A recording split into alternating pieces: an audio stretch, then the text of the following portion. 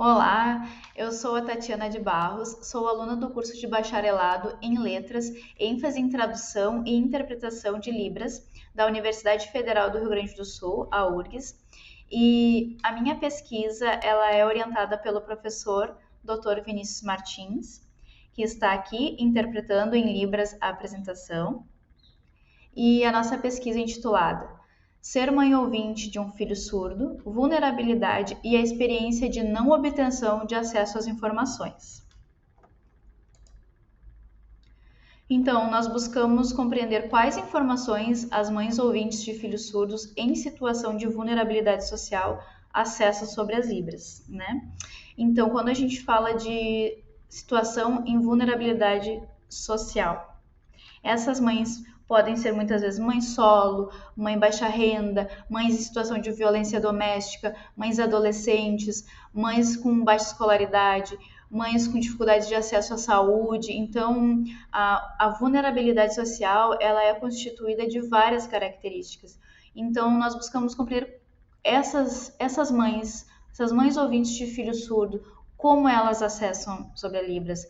Quando o filho foi diagnosticado surdo, o médico, o fonoaudiólogo, o assistente social, eles orientaram essa mãe sobre a Libras.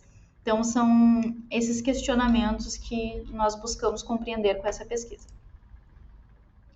As autoras Pizio e Quadros, do ano de 2011, elas abordam que em torno de 95% das crianças surdas nascem em famílias ouvintes que desconhecem a língua de sinais. É um percentual bem alto de criança surda que nasce numa família que não conhece nada sobre a Libras, nada sobre a comunidade surda. Então, o objetivo geral do nosso trabalho é analisar o acesso às informações que as mães ouvintes de filhos surdos têm sobre a Libras. E como objetivos específicos, nós estipulamos, então, identificar estudos relacionados à mãe de filhos surdos em situação de vulnerabilidade social, avaliar o conhecimento das mães sobre a Libras, incluindo sua capacidade de compreender e utilizar a língua no contexto familiar, investigar a relação entre as mães e os tios, que é tradutor e intérprete de línguas de sinais, avaliando a promoção da comunicação em Libras e inclusão social de crianças surdas. E também apresentar e discutir os principais desafios enfrentados por essas mães, incluindo barreiras de acesso à informação, a falta de recursos e apoio, bem como as implicações de gênero envolvidas. Então, na metodologia, os primeiros passos, fizemos um estudo bibliográfico com um mapeamento sistemático, onde identificou as principais dificuldades enfrentadas por mães ouvintes em relação a Libras, e como a ausência de acesso à informação pode impactar o cotidiano e o futuro da criança. Critérios e seleção da atual fase do estudo, pesquisas publicadas em língua portuguesa, estudos sobre mães ouvintes de filhos surdos em situação de vulnerabilidade aqui no Brasil. Objetivos gerais dos trabalhos precisavam estar relacionados a mães de filhos surdos e a Libras. Então, a nossa coleta de estudos começou no ano passado, em novembro do ano passado. Inicialmente, tínhamos estipulado um período de busca dos últimos 10 anos, pesquisas dos últimos 10 anos, porém, precisamos estender para 20 anos, os últimos 20 anos de pesquisas com essa temática, porque nós não encontramos nenhuma pesquisa com foco no que estávamos procurando.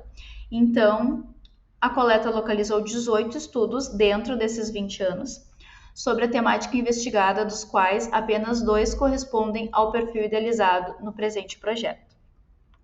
Tem várias pesquisas que abordam a questão de mães ouvintes, filhos surdos, porém não estão focadas no acesso, como elas acessaram a Libras. São outras temáticas, então acabaram não se encaixando no perfil do nosso projeto. Aqui eu trouxe os 2 estudos que foram selecionados para nossa pesquisa. O primeiro é intitulado Narrativas de Mães Ouvintes de Crianças Surdas, Oralidade, Metáfora e Poesia, da autora Maria Carolina Casati de Gianpietri, do ano de 2009. É a dissertação dela de mestrado. E ela aborda uma outra linha, ela fala sobre outros assuntos, porém o trabalho da Maria Carolina é muito rico, porque ela apresenta no seu trabalho relatos completos das mães, ela faz entrevistas com as mães e de forma de diálogo livre, ela faz uma pergunta, como é a sua vida?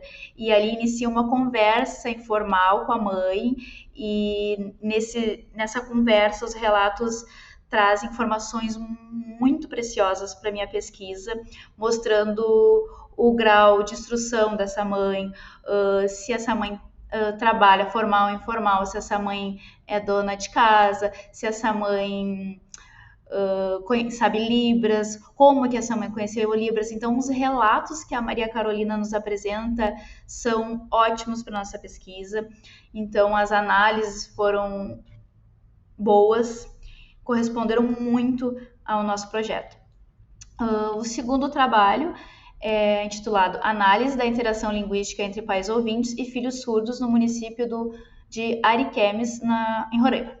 Então, aqui é um trabalho de TCC da autora Alzira Mara da Silva Figueiredo, de 2015, que é um trabalho magnífico também, porém, diferente do primeiro trabalho, ela não mostra os relatos, não está no trabalho os relatos, ela faz um compilado das percepções que ela teve, das conversas que ela teve com as mães. Ela estipulou 14 perguntas para entrevistas com essas mães e fez uma análise e colocou no trabalho. Então, também tem muita coisa ali que eu consegui, tem muitos dados, muito conteúdo que a gente conseguiu aproveitar para a nossa pesquisa. E agora eu trouxe 2 relatos bem importantes, que é do primeiro trabalho, né, que é o da Di Gianpietri, que eu queria dividir com vocês, onde mostra quais são as informações que essas mães ainda têm. Embora o trabalho seja de 2009, nós sabemos que as crenças sobre a comunidade surda, as crenças sobre crianças surdas ainda existem.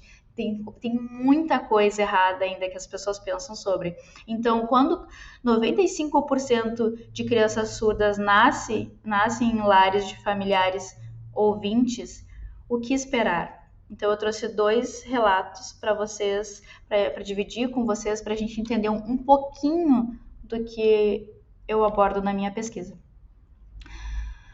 Aqui o médico fala para a mãe: escuta, seu filho é surdo, você não percebeu ainda? E a mãe: quer dizer, eu só não caí da cadeira porque tinha braços e com encosto, né? Então eu saí daquele consultório achando que meu filho era um perdido, um débil mental, entendeu? Que não ia ter um futuro. É assim que eu me senti saindo de lá. Então aqui a autora, ela mostra os relatos. Aqui eu quis trazer esse pedacinho do relato, porque é uma conversa longa, porque ainda é uma crença de que o surdo não tem futuro, o surdo tem problema mental, né? Então são conceitos errados ainda sobre a cultura surda. No outro relato é uma outra mãe, né, que fala: o médico pediu aquele exame da audiometria e foi constatado que ela tinha mesmo uma perda tal aí. Quando eu vinha vindo, eu tive vontade de me matar e matar a Flávia. Quando você soube da surdez? Pergunta a autora. Quando eu soube da surdez. Então, é outro relato bem forte que eu quis compartilhar com vocês, porque eu acho importante a gente analisar o tipo dessa fala. A mãe tem pouco conhecimento sobre o surdo, que chega ao ponto de, quando recebe o diagnóstico médico, de querer tirar a própria vida e tirar a vida do filho, da filha, né?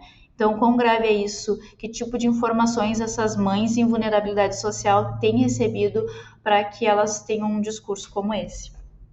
Então, os estudos iniciais enfatizam a importância de abordar questões linguísticas, educacionais e culturais, centrando-se no sujeito surdo, especialmente quando este é um filho.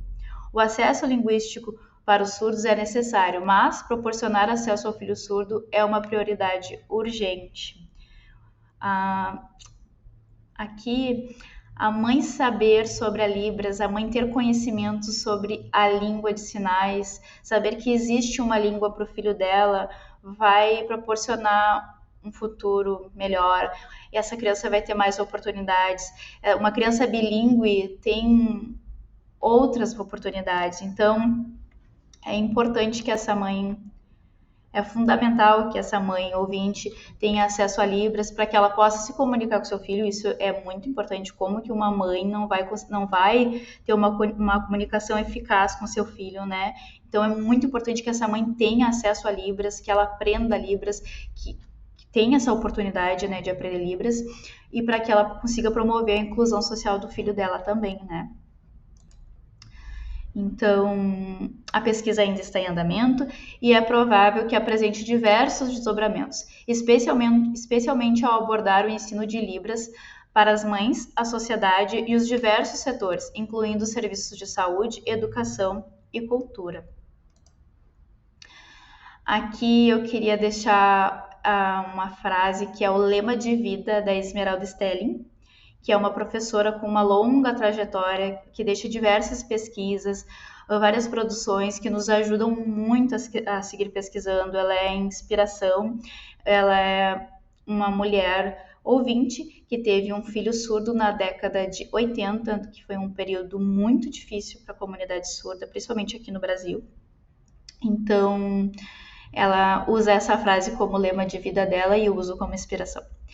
O conhecimento é o início da aceitação. Então, no momento que essas mães em situação de vulnerabilidade social conhecerem o que é a Libras, conhecerem o que significa o filho ter uma língua, o que isso vai proporcionar para essa criança surda, já vai ser mais fácil de conseguir lidar com várias outras coisas, buscar direitos para o seu filho, escola bilíngue, compreender que tem direito de ter intérprete de Libras. Então, são várias áreas que vai abrir o conhecimento dessa mãe. Então, é isso, realmente é isso. O conhecimento é o início da aceitação. Stelling 2015.